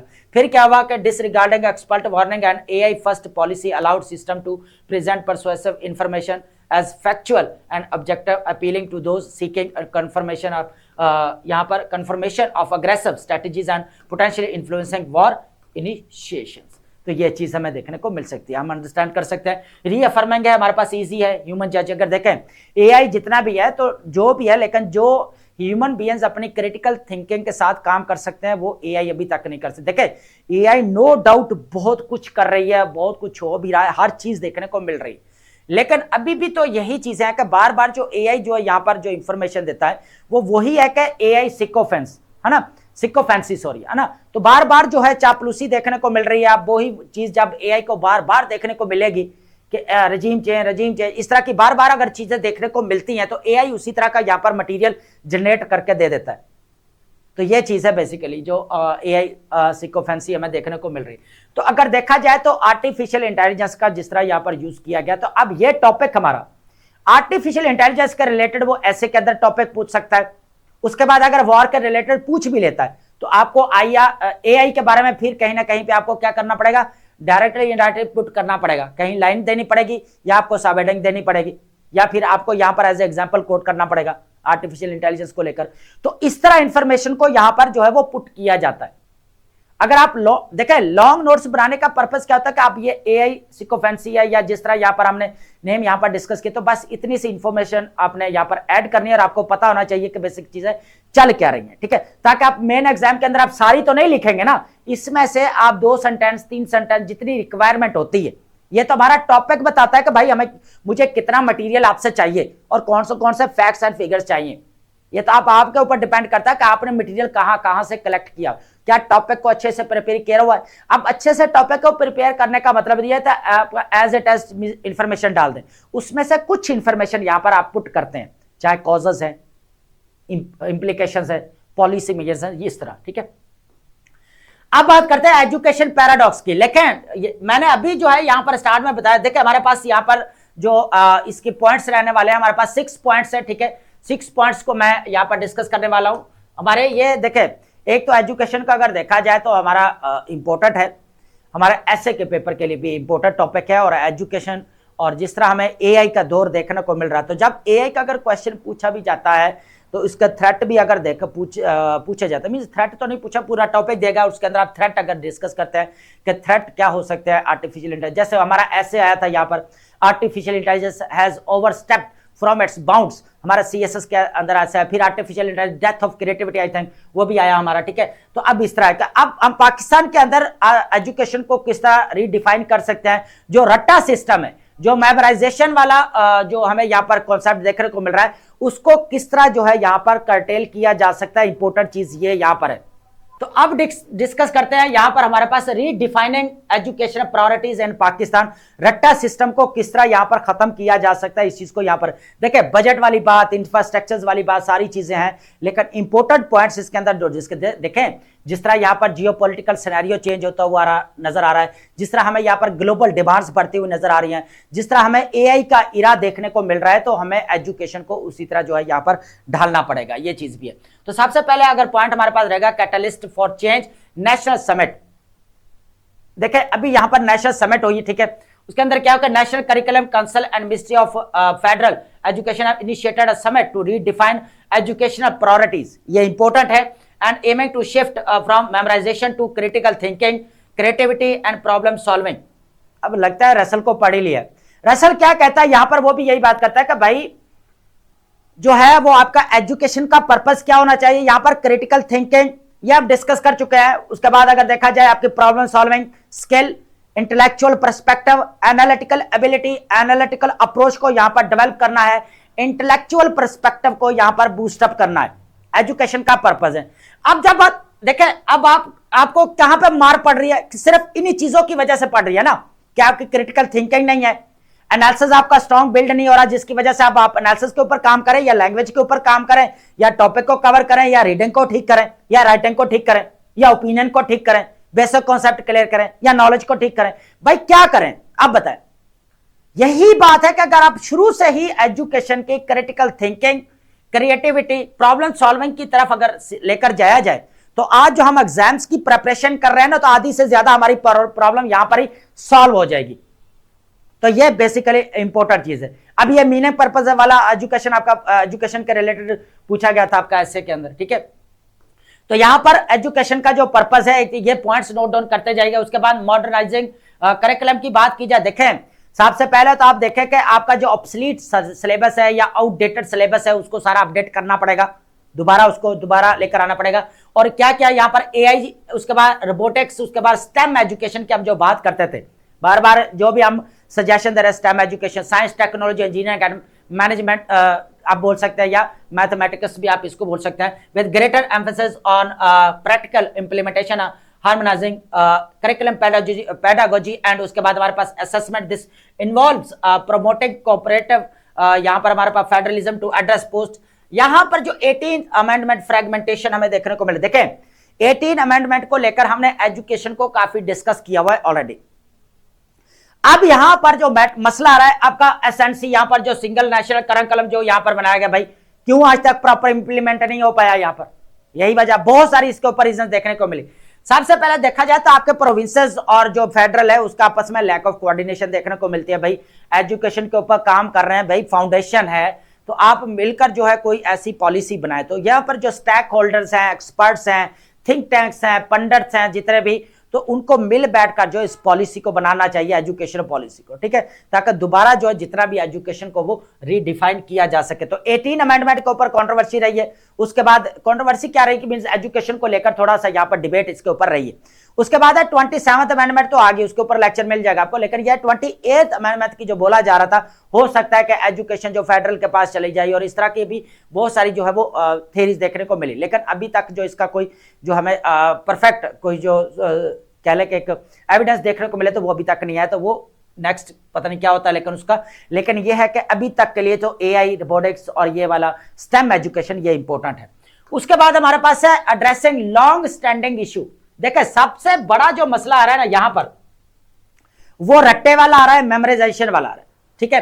तो अब देखा जाए एड्रेसिंग लॉन्ग स्टैंडिंग इशू क्या डिस्पाइट प्रीवियस इनिशिएटिव परसिस्टेंट, हमारे पास करेगा flaws in curriculum execution, hinder creativity and critical thinking, educational practices often diverge from scientific principles due to conservative social pressures as exemplified by incidents of teachers harassments for promoting unconventional learning। अब ये भी बहुत सारी रुकावटें जो है हमें यहाँ पर हिंड्रेंस देखने को मिलती है, तो इनको भी ये नॉर्मल सी आप ऐड कर सकते हैं। उसके बाद strategy shift to empirical learning, वही बात है कि यहाँ पर तजुर्बाती जो लर्निंग होनी चाहिए, तो सबसे पहले तो आपका यहाँ पर क्रिटिकल थिंकिंग वगैरह हर चीज आपकी होनी चाहिए, ठीक है। ये पूरा देखा जाए तो वही पॉइंट्स हमारे पास रहेंगे, क्रिटिकल थिंकिंग, ओपननेस, इनोवेशन, ठीक है, ब्लॉक्ड बाय रिजिड हमारे पास एटीट्यूड, उसकी वजह से यहाँ पर रखो। तो अब इससे जो है हमें आगे आना पड़ेगा, लर्निंग टू एम्पिरिकल एविडेंसेस की तरफ जाना पड़ेगा, क्रिटिकल ऑब्जर्वेशंस की तरफ जाना पड़ेगा, ठीक है। उसके बाद open new Avenue, scientific exploration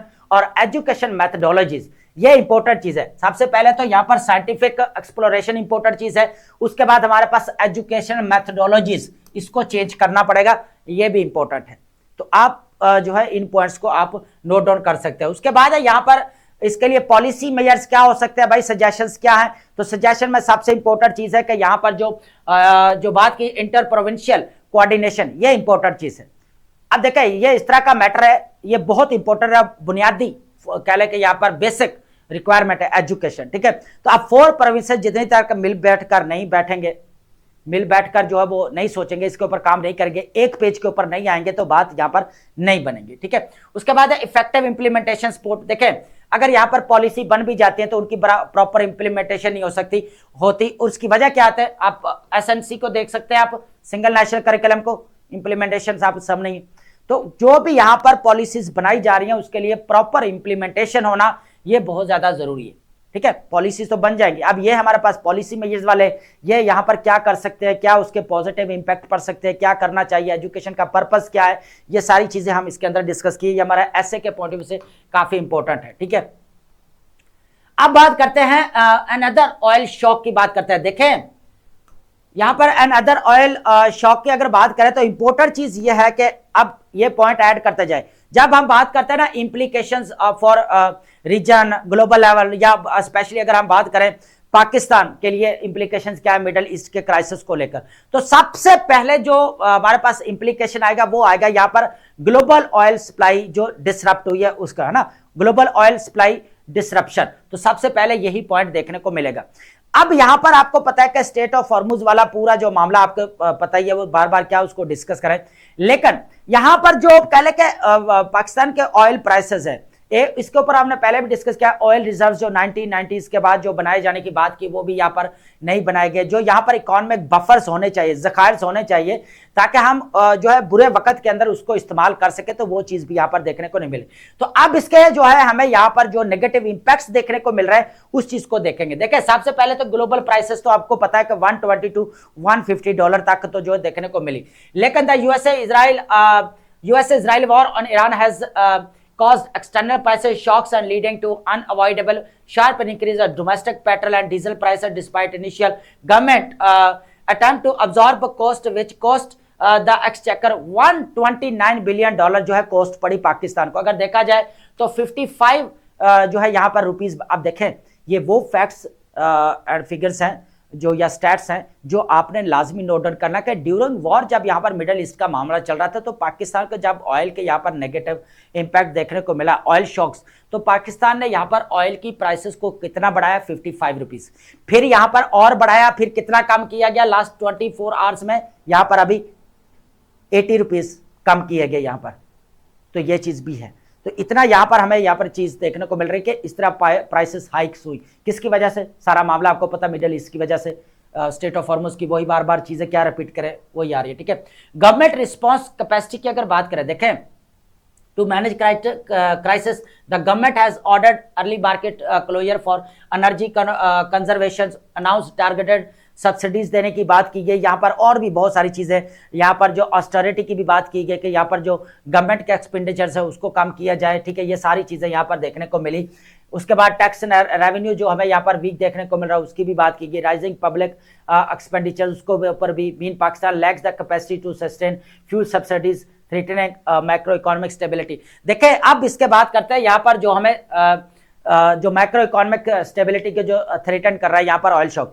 सबसे पहले तो आप देखें यहाँ पर जो नेगेटिव, देखिए अब तो बात करते हैं ना कि मिडिल ईस्ट का जो नेगेटिव इंपैक्ट है पाकिस्तान के लिए, सबसे पहले ऑयल। तो अब बात करेंगे यहाँ पर फर्दर ऑयल के क्या नेगेटिव इंपैक्ट पड़ सकते हैं, पड़ रहे हैं, ठीक है। हमने बात की थी ना कि यहाँ पर अभी देखें कि वॉर के अभी उस वक्त तो रिजर्व पड़े थे और इतने हमें यहाँ पर जो है वो रिजल्ट्स देखने को नहीं मिले थे। अब उसके नेगेटिव इंपैक्ट आगे देखेंगे आप अप्रैल वाले मंथ में कि कितना यहाँ पर इसके ऊपर नेगेटिव इंपैक्ट पड़ते हैं, ठीक है। तो यहाँ पर अगर देखा जाए तो सबसे पहले तो आप देखेंगे कि ऑयल की प्राइसेस बढ़ रही है, सारा दारोमदार है ये आपका ऑयल एंड गैस के ऊपर है। तो जब ऑयल पेट्रोलियम इंपोर्ट करते हैं हम इतने, तो आप देखें $12 बिलियन से भी समथिंग थोड़ा ऊपर है, इतना जो है इंपोर्ट किया जाता है। तो अब उसकी यहां पर प्राइसेस बढ़ेंगी जब यहां पर, क्योंकि प्राइसेस क्यों बढ़ेगी, इंश्योरेंस कॉस्ट बढ़ रही है, यहां पर वॉर लगी हुई है, तो यहां पर जो है वो कह लें शिपिंग का आना जाना, इसके जो अखराजात एक्सपेंस वो बढ़ गए। तो उसकी वजह से क्या हुआ, यहाँ पर जो इंपोर्ट हम कर रहे थे उसकी वैल्यू बढ़ गई, जो 20 रुपए थी वो अब यहाँ पर 25 रुपए होगी, तो इसका बर्डन और ज्यादा पड़ गया। ट्रेड डेफिसिट देखने को मिल रहा है यहाँ पर, एक तो ये है। उसके बाद और भी बहुत सारे एग्जाम्पल है, इन्फ्लेशन आपकी बढ़ रही है, यहाँ पर महंगाई सबसे ज्यादा देखने को मिले। ट्रांसपोर्टेशन का देखें एकदम से रेंट यहां पर बढ़ गए,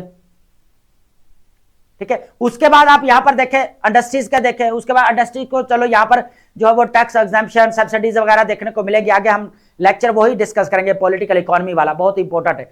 अच्छा, इसके अंदर फिर क्या हो सकता है कि नेगेटिव इंपैक्ट और क्या, पॉवर्टी वगैरह आपकी बढ़ सकती है, कुव्वत खरीद जो है लोगों की कम हो सकती है क्योंकि प्राइसेस हाई जा रही हैं, तो ये भी एक चीज हमें देखने को मिल सकती है। ये सारे नेगेटिव इंपैक्ट्स हमें economic fall out and inflation देखने को मिल सकती है, ठीक है।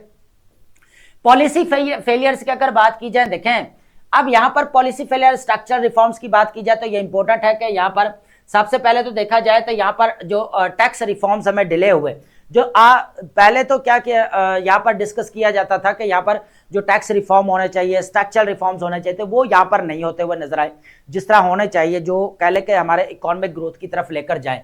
नो डाउट यहाँ पर गवर्नमेंट ने बहुत सारे यहाँ पर रिफॉर्म्स किए, बहुत सारे यहाँ पर जो है वो स्ट्रक्चरली उसको जो है वो रिफॉर्म्स किए, लेकिन बहुत सारी चीजें जो है फिर भी बाकी पड़ने में। सबसे पहले देखे government have delayed tax reform, physical adjustment नहीं की, this reliance on the indirect taxation, elevated FBR levies means citizens are paying heavy prices for delayed structural reforms। और उसका रिजल्ट क्या मिल रहा है, आज हैवीली जो है वो किसको पे करना पड़ रहा है, जनता को पे करना पड़ रहा है।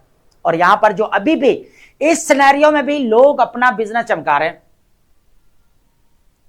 और वो है एलीट आपकी, तो वो आप देखेंगे वो इसमें भी आपका फायदा उठा रहे हैं कि ये भी होना चाहिए।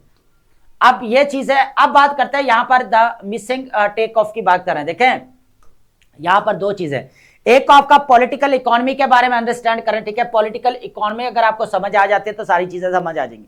दूसरा यहाँ पर रेंट बेस्ड इकोनॉमी क्या है, पहले रेंट बेस्ड इकोनॉमी के बारे में बता दूं ताकि आपको चीजें समझ आए। देखें रेंट बेस्ड इकोनॉमी उस इकोनॉमी को बोला जाता है जो बेसिकली विदाउट कह ले के मेहनत किए, विदाउट कुछ प्रोड्यूस किए अर्न की जाती है। और वो अर्न किस फॉर्म में की जाती है, रिवार्ड की फॉर्म में, टैक्स एग्जम्पशन की फॉर्म में, या सब्सिडीज फॉर्म में। अब ये रेंट बेसिकली जो है वो कौन पे करता है, ये जनता पे करती है। और फायदा किसको होता है, एलीट को होता है। एलीट को किस तरह होता है कि यहाँ पर टैक्स एग्जम्पशन की हमने बात की, उसके बाद हमने सब्सिडीज की बात की, तो ये रेंट है जो यहाँ पर फिर क्या करती है, इंडस्ट्री क्या करती है, या जिसको यहाँ पर टैक्स एग्जम्पशन मिल रही है वो क्या करेगा, यहाँ पर चीजों को महंगा करके बेचेगा, अपनी सर्विसेज को महंगा कर देगा। पे कौन करेगा, यहाँ पर फिर जनता को करना पड़ेगा, आवाम को पे करना पड़ेगा। तो आप ये समझ रहे हैं कि जो रेंट बेस्ड, अब रेंट वो नहीं है जो आप गाड़ी लेते हैं और यहां पर कार लेते हैं, वो रेंट वाली बात नहीं। और ये और कॉन्सेप्ट है रेंट बेस्ड इकोनॉमी वाला कि यहां पर आपको सारा बर्डन जो है वो आवाम के ऊपर ही पड़ेगा। बात कही जाती है ना टैक्स एग्जम्पशन है, सब्सिडीज बार बार दी जा रही है, भाई जनता को कहां दी जा रही है, सब्सिडीज तो मिल रही है वहां पर जिनकी कंपनीज है, इंडस्ट्रीज है जिनकी, है ना, तो फायदा उनको हो रहा है। तो वो यहां पर क्या करते हैं, फिर वो उनके लिए रेंट है, फिर यहां पर वो फायदा क्या उठाते हैं, वही चीजों को बगैर मेहनत किए, बगैर मेहनत किए। अब एक और चीज भी ऐड कर लेते हैं। अब इस तरह की चीजें जो है ना वो ताल्लुकात की बेस के ऊपर मिल सकती है, निपोटिज्म की बेस के ऊपर मिल सकती है, रिश्तेदारी वाला मामला है भाई, ठीक है। तो ये कार्नी कैपिटलिज्म हमने पढ़ा था एक बार पीछे लास्ट लेक्चर्स में। तो ये वही जो हमें यहाँ पर जो नजर आते कि जो सब्सिडीज है, टैक्स एग्जम्पशन है, उसके बाद ट्रेड प्रोटेक्शन है, भी बाहर वाले इंपोर्ट जो कर रहे हैं उसके ऊपर प्राइसेस बढ़ाओ ताकि जो डोमेस्टिक इंडस्ट्रीज है वो अपनी जो है वो यहाँ पर प्रोडक्शन बढ़ाएं और उसकी प्राइसेस भी साथ बढ़ाते जाएं, ये भी फायदा। उसके बाद बात करते हैं यहाँ पर एक्सपोर्ट की, जो एक्सपोर्ट यहाँ पर किया जाता है, तो क्या आप एक्सपोर्ट करते हैं? कॉमन लोग तो नहीं करते, यहाँ पर इंडस्ट्रियलिस्ट करते हैं, तो वो आमदनी जो आती है वो भी है। तो अब ये जो टेंडर, सबसे बड़ी इंपॉर्टेंट चीज है टेंडर। अब जो यहाँ पर टेंडर साइन होते हैं करोड़ों रुपए के, किसको मिलते हैं? आपको कभी मिलेंगे? वो अपने रिश्तेदारों को मिलेंगे, सारा चीज है वही चीज है, तो वो मिलेंगे तो वो फिर क्या होगा कि वो बैठे बैठाए जो है वो उनको जो है वो सारा चीजें जो वो मिल जाती हैं ताल्लुकात की बेस के, कोई मेहनत नहीं करना पड़ती, कुछ भी नहीं करना पड़ती और इससे वो फायदा उठाते हैं। तो इसमें रेंट बेस्ड में फायदा किसका होता है? एलीट का होता है। नुकसान किसका होता है? जनता का होता है। तो टैक्स का बर्डन, जब टैक्स एग्जम्पशन आप यहां पर एलीट को दे रहे हैं और टैक्स का बर्डन किसके ऊपर पड़ रहा है? सारा जनता के ऊपर पड़ रहा है। तो पॉलिटिकल इकोनॉमी क्या चीज है? देखिए पॉलिटिकल इकोनॉमी, अगर आईआर जिसको आते हैं ना, आईआर इंटरनेशनल रिलेशंस को अच्छी तरह पढ़ा है, तो पॉलिटिकल इकोनॉमी देखें आज दुनिया किस चीज की खातर लड़ रही है, आप ये बताएं। पैसों की खातर लड़ी है। नेशनल इंटरेस्ट में सबसे पहले चीज क्या है? इकोनॉमी। तो अब दोनों एक दूसरे के बगैर नहीं रह सकते। पॉलिटिकल देखे, पॉलिटिक्स और इकोनॉमी दोनों एक दूसरे से अलग नहीं रह सकते। देखे इकोनॉमी है ही नहीं तो आप पॉलिटिक्स किस चीज के ऊपर करेंगे भाई? जिसके पास ज्यादा पैसे हैं उसकी पॉलिटिकल पावर भी ज्यादा है, जिसकी इकोनॉमी स्ट्रांग है उसकी आप पॉलिटिकल देखे पावर भी ज्यादा देखने को मिलती है। एग्जाम्पल्स आपके सामने है, ठीक है। उसके बाद IMF बनाया गया, वर्ल्ड बैंक बनाया गया। आपको क्या लगता है कि आपके इंटरेस्ट को पूरा करने के लिए बनाया गया? डायरेक्टली इनडायरेक्टली किसको फायदा हो रहा है यहां पर? ये भी चीज है ना। तो पॉलिटिकल इकोनॉमी जो है वो बहुत ज्यादा रोल प्ले करते हैं। पाकिस्तान के अंदर देखें, यहां पर हमें जो है ना सिर्फ स्ट्रक्चरल चेंजेस की जरूरत नहीं है, बल्कि हमें पॉलिटिकल इकोनॉमी की भी यहां पर जरूरत है, ठीक है। तो यहां पर जो सियासत का भी रोल होना चाहिए, ये भी इंपॉर्टेंट चीज है। हम बात कर रहे थे ना यहाँ पर रेंट बेस्ड इकोनॉमी के, अपने ही वो कह लें कि यहाँ पर रिश्तेदारों को और वो सारी चीजें मिल जाती है बगैर बैठे बैठाए मेहनत किए हुए, ठीक है, और उसकी अर्निंग हो रही है, कोई प्रोडक्शन नहीं करना पड़ी, यही चीज है। सबसे पहले इसकी वजह से देखें राइजिंग पावर्टी। पावर्टी का अगर देखा जाए तो ये सबसे बड़ी यहाँ पर क्लास सिस्टम यहाँ पर जनरेट हो रहा है, इनक्वालिटी यहाँ पर बढ़ रही है, इसका नेगेटिव इंपैक्ट ये भी है। तो राइजिंग पावर्टी इनक्वालिटी की अगर बात की जाए तो ऑफिशियल प्लानिंग यहाँ पर ऑफिशियल डाटा हमें देखने को मिल रहा है, increase and poverty nearly 29% of the population. कितने लोग बनते हैं? 70 मिलियन, 7 करोड़ लोग बनते हैं जो now living below the national poverty line, जो बिल्कुल गुर्बत की लाइन से भी नीचे रह रहे हैं। और उसके बाद अगर देखा जाए, हालांकि 2000 से लेकर 2018 तक, कब 2000 से लेकर 2018 तक जो है फिर भी यहाँ पर इंप्रूवमेंट देखने को मिली, लेकिन फिर जो है यहाँ पर मामला वही up from 22% in 2018 to 19 and rural poverty की अगर बात करें एक्सीड्स 36% हमें बढ़ते हुए नजर आई, ठीक है। अब रेंट सीकिंग इकोनॉमी, अभी मैंने बताया कि Pakistan economy as structured around rents, किसके अराउंड है यहाँ पर? स्ट्रक्चर्ड, नॉट रिवार्ड, ठीक है, रिवार्ड के नहीं है ना, जो हम अभी बात करें। वेयर प्रॉफिट्स, अब रेंट बेस्ड इकोनॉमी क्या है? Where profits are derived from policy discretion, जहां पर जो है गवर्नमेंट राहत देती है, किस चीज की? टैक्स एग्जम्पशन है, टैक्स राहत दे दी, सब्सिडीज दे दी, रादर देन प्रोडक्टिविटी। प्रोडक्टिविटी को बढ़ाए बगैर जो है यहां पर वो अर्न कर रहे हैं, ताल्लुकात की बेस के ऊपर टेंडर उनको मिल रहे हैं, एग्जाम्पशंस उनको मिल रही हैं। उसके बाद अगर देखा जाए एग्जाम्पशन के बाद तो यहां पर सब्सिडीज भी उनको मिल रही है। तो ये चीज है। एलीट रेजिस्टेंस है, तो एलीट यहां पर देखें, एलीट क्लास को ना, एलीट कैप्चर्ड इकोनॉमी को मसला उनको गुर्बत से नहीं है, उनको है सिस्टम के ऊपर जो उन्होंने कंट्रोल करके रखा हुआ है, असल चीज वो है। अब थर्ड वर्ल्ड कंट्रीज जो है ना, यहां पर जो पुअर कंट्रीज है, गरीब कंट्रीज बेचारे, वहां पर जो है ना रेंट बेस्ड इकोनॉमी ज्यादा चल रही है, ये चीज देखने को मिल रही है। तो अब अगर देखा जाए ना तो ये एलीट सिस्टम को गुर्बत वगैरह से प्रॉब्लम नहीं, इनको है जो सिस्टम के ऊपर इन्होंने पूरा कंट्रोल जो है वो डाला हुआ, इसका इशू है, ठीक है, इस चीज को लेकर इनको है। अब यहां पर elite resistant transformation, powerful actors with vested interest resist economic transformation that would redistribute power. They prefer slow growth with high rents model and which preserve their control and privileges even at the cost of the broader societal benefits. उसके बाद ineffective external intervention की बात करें तो यहाँ पर हमें international financial supports हैं, bailouts programmes provide temporary, यहाँ पर जो बेल आउट प्रोग्राम मिल रहे हैं या लॉन्स मिल रहे हैं या टेम्परेरी बेल आउट प्रोग्राम मिल रहे हैं, तो ये भी तो कह लें कि कोई हमारे लिए खातर का जो है वो कह लें कि इकोनॉमिक ग्रोथ तो नहीं हो रही ना इससे भी, तो but fail to alter domestic incentive structures, ठीक है।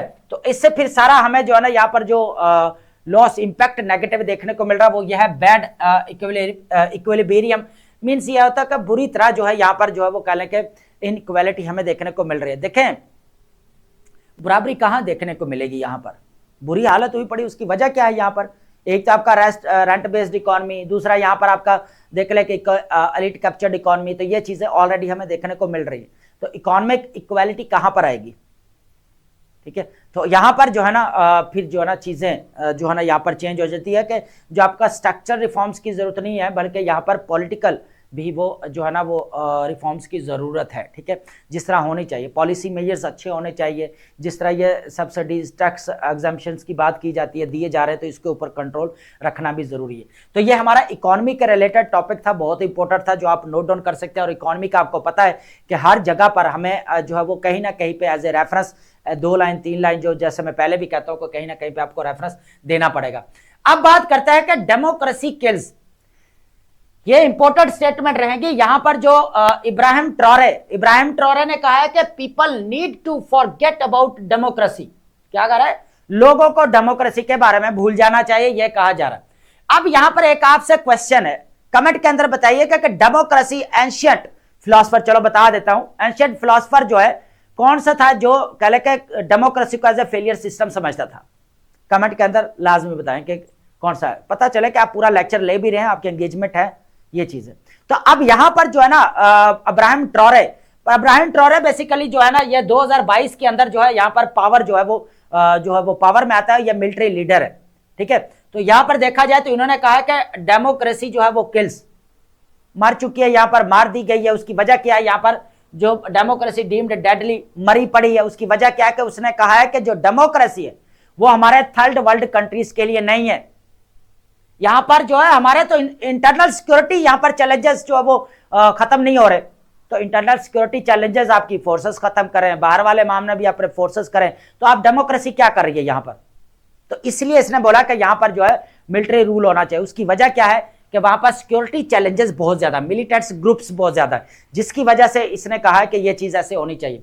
तो उसके बाद यहां पर पॉलिटिकल पार्टीज को इसने यहां पर डिसोलेट कर दिया, ये भी चीज देखने को 100+ पॉलिटिकल पार्टीज को यहां पर जो रजिस्टर्ड थी उनको जो है यहां पर इसने क्या क्या एलिमिनेट कर दिया। उसके बाद रीजनल एंटी डेमोक्रेटिक ट्रेंड की, अब माली और नजर, अब यहां पर जो है ना यहां पर बात कर रहे थे हम, सॉरी बर्किना फासो, यहां पर नाम बताना भूल गया मैं, बर्किना फासो का ये मिलिट्री लीडरशिप है बेसिकली, ये इब्राहिम ट्रैरो, ठीक है। इब्राहिम ट्रैरो आप देख भी रहे होंगे, आजकल इनके शॉर्ट देखने को मिल रहे होंगे कि ये क्या इन्होंने कहा है कि democracy needs to forget about, sorry जो people need to forget about democracy के बारे में भूल जाना चाहिए लोगों को, ठीक है। डेमोक्रेसी हमारे लिए नहीं। अब देखें यहां पर चीज क्या है, जो डेमोक्रेसी वाला जो मेरा लेक्चर्स है ना वो ऐसे के, उसके अंदर मैंने एक एक चीज को कवर किया हुआ कि डेमोक्रेसी को बेसिकली इंटरनल कंट्राडिक्शन की सूरत में इसको कहा जा रहा है। अब ये डेमोक्रेसी का कौन सा फेज चल रहा है? आपका 4th फेज चल रहा है, ठीक है। लेकिन अब यहां पर चीज अंडरस्टैंड करने वाली यह है कि डेमोक्रेसी का मॉडल थर्ड वर्ल्ड कंट्रीज में क्यों नहीं जो है वो कामयाब है। उसकी वजह क्या है कि हिटमैन बुक अगर आप पढ़ें तो उसमें आपको पता चलेगा कि अगर कहीं स्टेट पे आपका कंट्रोल नहीं हो रहा तो भाई चुप करके वहां पर डेमोक्रेटिक मॉडल को जो है इंप्लीमेंट करवा दो, आपका कंट्रोल ही कंट्रोल है। वो सारी जिंदगी डेमोक्रेसी के प्रिंसिपल्स को ठीक करते रहेंगे और हम जो है अपना जो है influence, socio economic and political influence जो जमाए रखेंगे। किस फॉर्म में? पैसे देते रहेंगे, थोड़ी बहुत एड दे दी, इस तरह करके जो पूरा इन्फ्लुएंस जो उनके ऊपर रहेगा।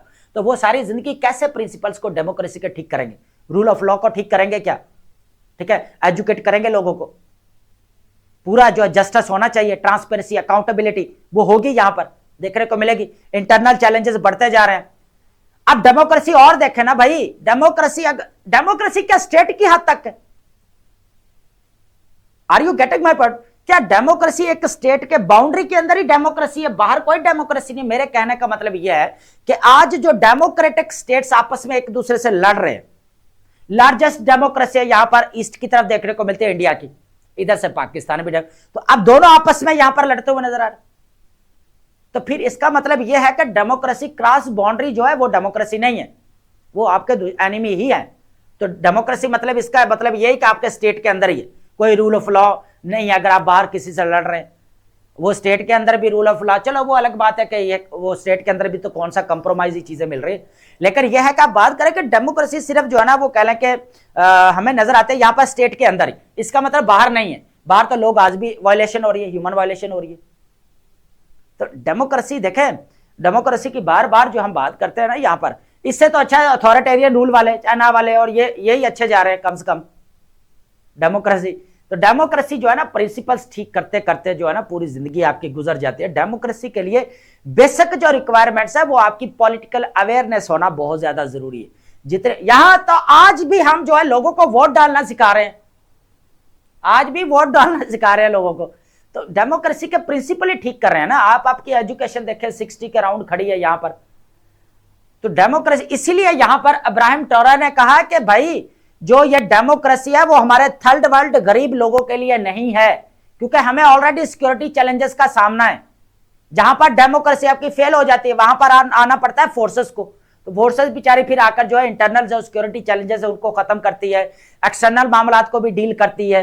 तो ये सारी चीजें, तो यहां पर समटाइम क्वेश्चन आ जाता है पार्लियामेंटरी डेमोक्रेसी होनी चाहिए, प्रेसिडेंशियल सिस्टम होना चाहिए पाकिस्तान के अंदर। तो हर कोई फिर यहां पर कोई प्रेसिडेंशियल की तरफ जाता है, कोई पार्लियामेंटरी की तरफ जाता है। यहां पर दोनों तरफ जो जिसके आर्गुमेंट जो ज्यादा दे देता है, जिसको लगता है कि सेफेस्ट है, तो वो उसकी तरफ यहां पर मूव कर जाता है। ठीक है साहब, नंबरों की गेम की खातिर हाइट एंड सिविलियन कैजुअलिटी की बात करी जाए। अब बुर्किना जो हमें यहाँ पर जो बुर्किना फैसो, बेसिकली ये अफ्रीकन कंट्री है, वेस्ट अफ्रीका है ना, तो उसका कंट्री। तो अगर यहाँ पर देखा जाए तो इसके जो हमें प्रेसिडेंट देखने को मिल रहा है इब्राहिम ट्रैरो, यही कह रहे हैं कि यहाँ पर जो डेमोक्रेसी है वो बेसिकली हमारे लोगों के लिए नहीं, जैसा कि मैं पहले भी कह चुका हूँ यहाँ पर बार बार। अब उसके रीजन भी मैंने बता दी है सारी। तो अब उसके बाद यहाँ पर जो उसके नेबर कंट्री माली और नाइजर, उसके अंदर भी मिलिट्री रूल ही देखने को मिल रहा है। तो डेमोक्रेसी कभी भी जो है वो कह ले के एक थर्ड वर्ल्ड कंट्री या गरीब कंट्री के अंदर जो है वो अडॉप्ट हो भी जाए तो बड़ा मुश्किल होता है। प्रिंसिपल्स ठीक करते करते जिंदगी गुजर जाएगी आपकी, तो आज गुजर भी रही है उसी में। अब बात करते हैं वोकैब की, और वोकैब के अंदर हम सिनोनिम्स, एंटोनिम्स और मीनिंग को लाजमी डिस्कस करते हैं वन बाय वन। वर्ड हमारे पास क्या है, वेहेमेंटली। वेहेमेंटली मींस क्या होता है, इन अ फोर्सफुल, इंटेंस और पैशनेट मैनर्स। ठीक है, तो जोश के साथ या जोर से भी आप कह सकते हैं, या शिद्दत के साथ भी आप कह सकते हैं। तो इसका सिमिलर मीनिंग क्या बनेगा, सिनोनिम हमारे पास फोर्सफुली या पैशनेटली। उल्टा क्या बनेगा, एंटोनिम हमारे पास माइल्डली या वीकली आप इसको बोल सकते हैं। नेक्स्ट वर्ड हमारे पास क्या है, विट्रियल। विट्रियल मींस क्या होता है, बिल्कुल इजी है। बिटर और अब्यूसिव लैंग्वेज को बोला जाता है, क्रिटिसिज्म बोला जाता है, सख्त तनकीद या गालम गलोच वाली जुबान को बोला जाता है। बिटरनेस या अब्यूज, इसके सिमिलर मीनिंग बनेंगे। और उल्टा क्या बनेगा, प्रेज या कॉम्प्लीमेंट देना। नेक्स्ट वर्ड हमारे पास क्या है, इम्बेडेड। इम्बेडेड इजी है, बेसिकली फर्मली फिक्स्ड और डीपली इंटीग्रेटेड, जो गहराई तक जुड़ा हुआ होता है उसको बोला जाता है। तो सिमिलर मीनिंग क्या है, इनग्रेन्ड और इम्प्लांटेड। उल्टा क्या बनेगा यहाँ पर, डिटैच्ड या रिमूव्ड। नेक्स्ट वर्ड हमारे पास क्या है, सिनर्जी। सिनर्जी मींस क्या आता है, combined effect greater than individual efforts. ठीक है, कॉपरेशन या कोलैबोरेशन, जो इज्तिमाई तौर पर जो असर डाला जाता है वो इनफरादी तौर पर नहीं डाला जा सकता बेसिकली। ठीक है, तो उल्टा क्या है, डिस्कॉर्ड या यहाँ पर आप डिस्कॉर्ड या आप इसको बोल सकते हैं यहाँ पर ओपोजिशन। ठीक है, इसका उल्टा मीनिंग बनेगा। ठीक है, नेक्स्ट वर्ड हमारे पास क्या आएगा, रेवरब्रेशन। रेवरब्रेशन हमारे पास इजी है बिल्कुल, इक्वेंट या प्रोलॉन्ग्ड साउंड और इफेक्ट, गूंजदार आवाज को बोला जाता है, जो गर्जदार आवाज होती है उसको बोला जाता है। ठीक है, इको या रेजोनेंस, ठीक है, जो वाइब्रेट होकर वापस भी आती है। ठीक है, इको होती है जो आवाज। ठीक है, यहाँ पर अगर देखा जाए साइलेंस या स्टिलनेस आप इसको बोल सकते हैं। नेक्स्ट वर्ड हमारे पास क्या है, कंपंक्शन। कंपंक्शन इजी है, फीलिंग ऑफ गिल्ट या कह सकते हैं यहाँ पर मोरल हेजिटेशन। ठीक है, जमीर की खलश भी आप कह सकते हैं। यहाँ पर इजी मीनिंग में अगर आप इसको समझे, अपनी गलती तस्लीम कर लेना या पछताने को भी बोला जाता है। ठीक है, रिमोर्स आप बोल सकते हैं, रिग्रेट। उल्टा क्या बनेगा, इनडिफरेंस या शेमलेसनेस। ठीक है, नेक्स्ट वर्ड हमारे पास क्या रहने वाला है यहाँ पर, सिकोफेंसी। सिकोफेंसी मींस क्या है, बेसिकली ये हम पहले भी डिस्कस कर चुके हैं कि excessive flattery for personal gain. ठीक है, अपने जो है ना पर्सनल फायदा हासिल करने के लिए किसी की इतनी ज्यादा खुशामद कर देना, इतनी ज्यादा चापलूसी करना। ठीक है, उसको बोला जाता है चापलूसी को। तो यहाँ पर फ्लैटरी या ऑब्सीक्वसनेस आप इसको बोल सकते हैं। उल्टा क्या बनेगा, ऑनेस्टी या सिंसेरिटी आप इसको बोल सकते हैं। नेक्स्ट वर्ड हमारे पास क्या है, इनफैलिबल। इनफैलिबल मीन्स क्या था, इनकैपेबल ऑफ मेकिंग मिस्टेक, ऐसा जो कोई गलती से पाक हो, जो गलती ना करे, ठीक है, उसको बोला था फ्लॉलेस या परफेक्ट। उल्टा क्या बनेगा, फैलिबल, जो गलती करने वाला है, और इम्परफेक्ट। नेक्स्ट वर्ड हमारे पास क्या रहेगा, एल्यूसिव। इजी है हमारे पास, डिफिकल्ट टू फाइंड, बड़ी मुश्किल से किसी को ढूंढ पाना, सर्च कर पाना, ठीक है। कैच और अंडरस्टैंड, समझ पाना, ठीक है। अवेसिव या ट्रिकी आप कह सकते हैं। तो उल्टा क्या बनेगा, ऑब्वियस या क्लियर, बिल्कुल वाजे। सेकंड लास्ट हमारे पास वर्ड क्या रहेगा, डाइल्यूटेड। डाइल्यूटेड मींस क्या था, मेड वीकर और लेस कॉन्सेंट्रेट, किसी को वीक बनाना, कमजोर बना देने को बोला जाता है, ठीक है। तो वीकेंड आप बोल सकते हैं, यहाँ पर थिंड। उल्टा क्या बनेगा, कॉन्सेंट्रेटेड या स्ट्रेंथेंड। लास्ट वर्ड हमारे पास क्या है, spill over. Spill over means क्या होता है, एक्सटेंशन और spread of the of effect of beyond elements, ठीक है। तो क्या होता है कि जो उसके असरात है वो दूर दराज तक जो क्या करते हैं, यहाँ पर फैल जाते हैं, ठीक है।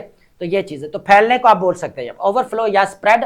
उल्टा क्या बनेगा, कंटेनमेंट या रेस्ट्रिक्शन आप बोल सकते हैं। तो आज हमने जितने भी आर्टिकल डिस्कस किए, ओपिनियन आर्टिकल्स हमने डिस्कस किए, तो ये हमारे current affair, Pakistan affair, IR और ऐसे के पेपर के पॉइंट ऑफ व्यू से काफी इंपॉर्टेंट है।